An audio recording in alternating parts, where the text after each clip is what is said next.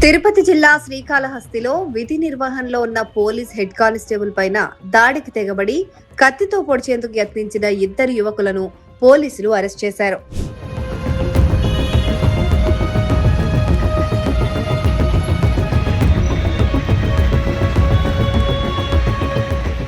ఈ నెల 11వ తేదీ సాయంత్రం శ్రీకాళహస్తి టౌన్ పోలీస్ స్టేషన్ కు చెందిన head constable U Ramanaiah railway station నుంచి వచ్చిన ఒక దొంగతనం కంప్లైంట్ ని విచారించేందుకు బైక్ పై వెళ్లారు. ఆ సమయంలో తిరుపతి శ్రీకాళహస్తి ప్రధాన రహదారిపైన హ్యాపీ కిచెన్ సమీపంలో 2 బైక్లు ప్రమాదానికి గురై దెబ్బలాడుకోవడం గమనించారు.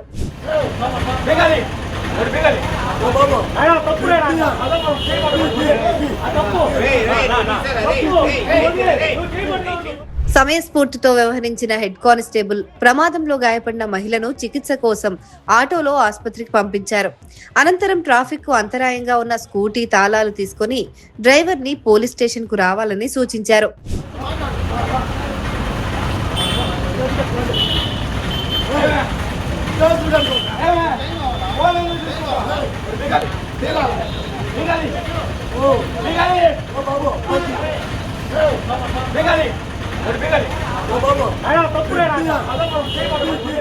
దీంతో ఆగ్రహానికి గురైన ద్విచక్ర వాహనం వెనుక కూర్చున్న సముద్రాల జితేంద్ర కుమార్ అనే బీటెక్ విద్యార్థి హెడ్ కానిస్టేబుల్ చొక్కా పట్టుకొని లాగి దౌర్జన్యానికి దిగాడు.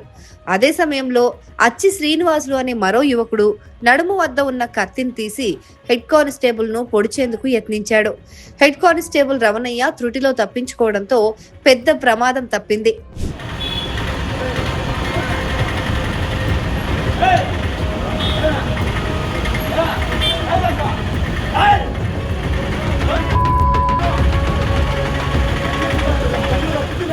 ఈ ఘటనను తిరుపతి జిల్లా ఎస్పీ ఎల్ సుబ్బారాయుడు తీవ్రంగా పరిగణించారు. శ్రీకాళహస్తి డీఎస్పీ కె నరసింహమూర్తి ఆధ్వర్యంలో ప్రత్యేక బృందాలను రంగంలోకి దించారు. ప్రధాన నిందితుడు అచ్చి శ్రీనివాసులను అరెస్ట్ చేసి నేరానికి ఉపయోగించిన కత్తిని స్వాధీనం చేసుకున్నారు. రెండో నిందితుడు జితేంద్ర కుమార్ ను కూడా అరెస్ట్ చేసి రిమాండ్ కు తరలించారు.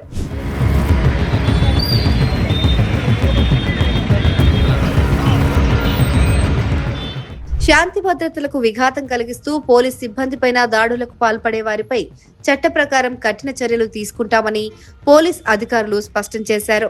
నిందితుల్లో ఒకరైన శ్రీనివాస్ కు సంకెళ్లు వేసి పట్టణ వీధుల్లో పోలీసులు నడిపించుకుంటూ తీసుకెళ్లారు.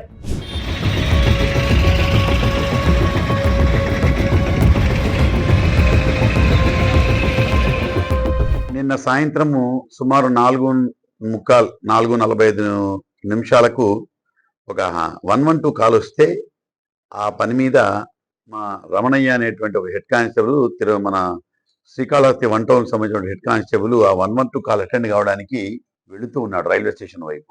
అక్కడే మన హ్యాపీ కిచెన్ అని ఒకటి ఉంది, చిన్న హోటల్. ఆ హ్యాపీ కిచెన్ ముందర అదే సమయంలో 2 ద్విచక్ర వాహనాలు ఒకటికొకటి యాక్సిడెంట్ గురవుతాయి. అయితే ఒక వెహికల్లో ఒక లేడీ ఉంటుంది కాబట్టి ఆ లేడీని తీసుకొని అక్కడే ఒక ఆటో ఆపి ఆటోలో ఎక్కించి మెడికల్ ట్రీట్మెంట్కి పంపిస్తారు. అయితే ఎందుకంటే ఇది రోడ్డు మీద జరిగింది కాబట్టి ట్రాఫిక్ జామ్ అవుతుంది కాబట్టి ఆ 2 వీలర్స్ని పక్కకి తీసుకొని దానికి కీ లాక్ చేసుకొని మీరు పోలీస్ స్టేషన్కి రండి అని చెప్తాడు. అయితే ఆ మోటార్ సైకిల్లో ఉన్నటువంటి సాయి ఎవరైతే ఈ కేసులో శ్రీనివాస్ అనే ముద్దాయి ఉన్నాడో మా హెడ్ కానిస్టేబుల్ అసాల్ట్ చేశాడో అతను వాళ్ళిద్దరు కలిసి 2 టౌన్ పోలీస్ స్టేషన్ కొత్తపేట దగ్గర నుంచి వస్తూ ఉంటారు. వాళ్ళు లిఫ్ట్ తీసుకొని వస్తూ ఉంటాడు. సో యాక్సిడెంట్ జరిగింది, అదంతా అయిపోయింది. సో మా హెడ్ కానిస్టేబుల్ ఎవరైతే ఉన్నారో ద కీ తీసుకొని మళ్ళీ మీరు పోలీస్ స్టేషన్కి రండి అని చెప్తే దాంట్లో ఈ శ్రీనివాస్ అనే అతను కొంచెం ఓవర్ యాక్షన్ చేసేసి హెడ్ కానిస్టేబుల్ మీద దౌర్జన్యంగా తిరగబడి చొక్కాయి పట్టుకొని మనిషిని తోస్తూ యూనిఫామ్ లో ఉన్నటువంటి మనిషిని తోస్తూ చివరకు కత్తి కూడా తీసి చంపబోయాడు. ఇదంతా మీరు వీడియోస్ లో మీరు చూశారు. సో అదే విధంగా అతను కూడా మా హెడ్ కానిస్టేబుల్ గారిని తోయడం జరిగింది, మీరు చూశారు. ఈ A1 అనే ముద్దాయి శ్రీనివాస్ అనే ముద్దాయిని జరిగిన వెంటనే మా హెడ్ కానిస్టేబుల్ కంప్లైంట్ ఇచ్చారు, కేసు కట్టారు, దర్యాప్తు జరిగింది. ముద్దాయిని కూడా నిన్న రాత్రే తీసుకొని రావడం జరిగింది. సో ఈ కేసులో 2 ముద్దాయిలను అరెస్ట్ చేయడం జరిగింది. 2 ముద్దాయిలను ఇప్పుడు కోర్టుకు రిమాండ్ పంపుతున్నాం. అయితే ప్రజలు కూడా కొంచెం జనాలు కూడా కొంచెం సంయమనం వహించాలా. యూనిఫామ్ లో ఉన్న వ్యక్తి మీద దౌర్జన్యం చేయడం అనేది ఎట్టి పరిస్థితుల్లో మేము సహించం, భరించం కూడా. దానికి తగ్గట్టు ఎలా చేయాలా అన్ని మాకు తెలుసు, ఎలా చేయాలి, ఎలా ట్రీట్ చేయాలనేటువంటి మాకు కూడా తెలుసు. కాబట్టి ఇతని మీద కేసు పెట్టి ఈరోజు కాసేపట్లో కోర్టుకు ప్రొడ్యూస్ చేస్తున్నాం. హత్యాయత్నం కింద మీరే చూశారుగా, కత్తితో చంపోయాడు. హత్యాయత్నం కింద ఇద్దరిని రిమాండ్ చేయడం జరుగుతుంది. వీళ్ళు గాంజా తాగి ఉన్నారు అనేటువంటిది గాంజా టెస్ట్ చేయడం జరిగింది. మీకు తెలుసు, గాంజా టెస్ట్ మేము రెగ్యులర్ గా చేస్తున్నాం. సో గాంజా టెస్ట్ చేయడం జరిగింది, నెగటివ్ కూడా వచ్చింది వాళ్ళకి. సో వాళ్ళు గాంజా హ్యాబిటెంట్స్ కారు వాళ్ళు. అది ఎందుకంటే ముఖ్యంగా మనం చెప్పాలి, ప్రతి చిన్న ఏ గొడవ జరిగినా గాంజా మత్తు, గాంజా ముద్దాయిలు, గాంజా ఇదంటారు. సో ఇప్పుడు ఎందుకంటే మాకు కిట్స్ వచ్చాయి కాబట్టి అప్పటికప్పుడు టెస్ట్ చేసి తెలిసిపోద్ది మాకు. ఎందుకంటే కనీసం అది మినిమం 1 month వరకు ఉంటుంది. ఇప్పుడే తాగాల్సిన పనుల 1 నెల కింద తాగింది కూడా డిటెక్ట్ అవుతుంది. కొన్నిసార్లు 90 రోజుల్లో తాగింది కూడా డిటెక్ట్ అవుతుంది.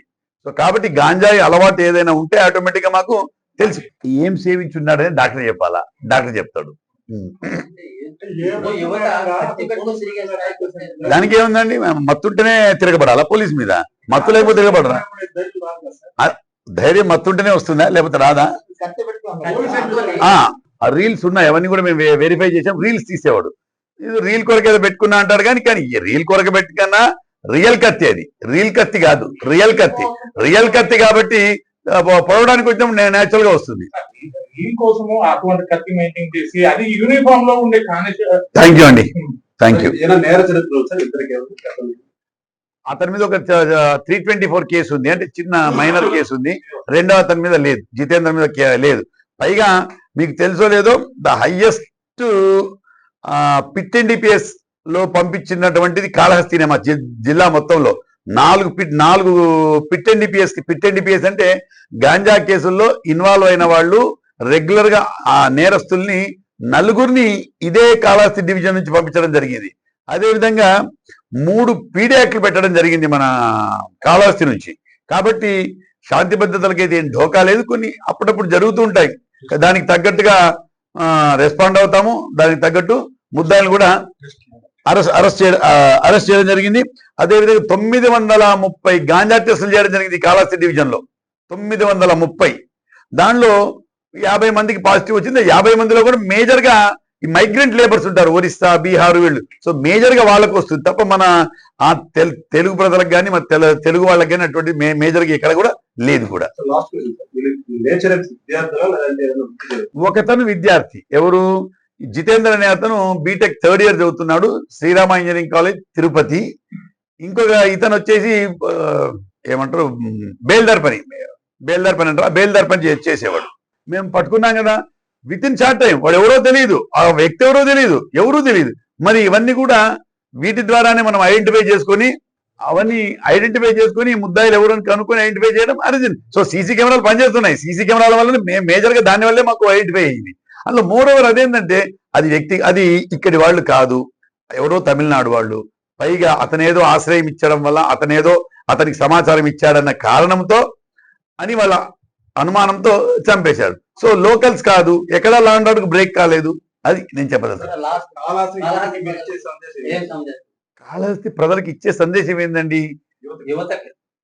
ఇప్పుడు యువత మీకు తెలుసు, మీరు కూడా యువతే, మీరందరూ కూడా యువతే. నేను ఈ చెడుదారి పడిపోతుందని నేను ఉంటుంది. ఎందుకంటే తల్లిదండ్రుల యొక్క ఇది ఉండాలి, ఎందుకంటే భయము భక్తి ఉండాలి తల్లిదండ్రులది. లేకపోతే ఇప్పుడు చెప్తున్నాను కదా, సోషల్ మీడియా పెరిగిపోయింది, సోషల్ మీడియా ప్లాట్ఫామ్స్ పెరిగిపోయాయి. డిఫరెంట్, ఎవరు బట్టి ఎవరు యూట్యూబ్ లో రీల్స్ తీసుకుంటుంటారు. అది మంచి సమాజానికి బాగుంటుందా బాగుండదా అని కాదు, దానికి ఎన్ని లైక్స్ వస్తాయనే దాని మీద చూస్తున్నారు. భజన చేసుకొని చేస్తాడు, ఎంతమంది చూస్తారు? ఎవరు చూడు. సో అలా అట్రాక్ట్ చేయడం కొరకు అనవసరమైన రీల్స్, చట్టానికి విరుద్ధమైన రీల్స్, ఎవరికి సంబంధం లేని రీల్స్ పెట్టి లైక్స్ కొరకు ఇవన్నీ చేస్తున్నారు. కాబట్టి యువత కూడా ఆలోచించాల్సి, ఎందుకంటే యువత ఈ దేశానికి భవిష్యత్తు అంటే మరి వాళ్ళు కేసుల్లో ఇరుక్కుంటే భవిష్యత్తు ఏముంటుంది? ఉద్యోగాలు రావు, ఏమీ రావు. ఈవెన్ ఇప్పుడు ప్రైవేట్ ఎంప్లాయ్మెంట్ పోతే కూడా ఏమవుతుంది, ప్రైవేట్ వాళ్ళు కూడా యువత యొక్క క్యారెక్టర్ని అడుగుతున్నారు. ఇంతకు ముందు అది లేదు. కానీ ఇప్పుడు ప్రైవేట్ కంపెనీస్ కూడా వీడు సక్రమమైనడా, మంచోడా, వీని మీద కేసులు ఉన్నాయా లేవా అని చూస్తుంది. అలాంటప్పుడు యువత ఇటువంటి అనవసరమైనటువంటి దానిలకు చట్టానికి అనవసరంగా ఇలా చేసుకొని వాళ్ళ భవిష్యత్తును వాళ్ళే చెడగొట్టుకుంటున్నారు. కాబట్టి తల్లిదండ్రులకు నా విన్నపం ఏమంటే ఒకటే, అయ్యా మీ బిడ్డల్ని మీరు కంట్రోల్లో పెట్టుకోండి. చూడండి వాడు ఎన్ని గంటలకు ఇంటికి పోతున్నాడు, ఎన్ని గంటలకు ఇంటికి వస్తున్నాడు, బయట ఏం చేస్తున్నాడు, తాగుతున్నాడా, కొట్లాడుతున్నాడా, లేదా ఇంకో అమ్మాయిని తీసి చేస్తున్నాడా, అమ్మాయిలతో పోతున్నాడా, గాంజా కొడుతున్నాడా, మందు కొడుతున్నాడా, ఇవన్నీ తల్లిదండ్రులు చూడాలి. తల్లిదండ్రులు చూడకపోతే ఏమవుతుంది? సమాజం తల్లిదండ్రులైనా ఈ పిల్లలైనా సమాజంలో భాగమే కదా. కాబట్టి సమాజం బాగుండాలి అంటే ముఖ్యంగా తల్లిదండ్రులు పిల్లల మీద కంట్రోల్ పెట్టుకోవాలి. ఇదే నేను ఇచ్చే సందేశం. Thank you.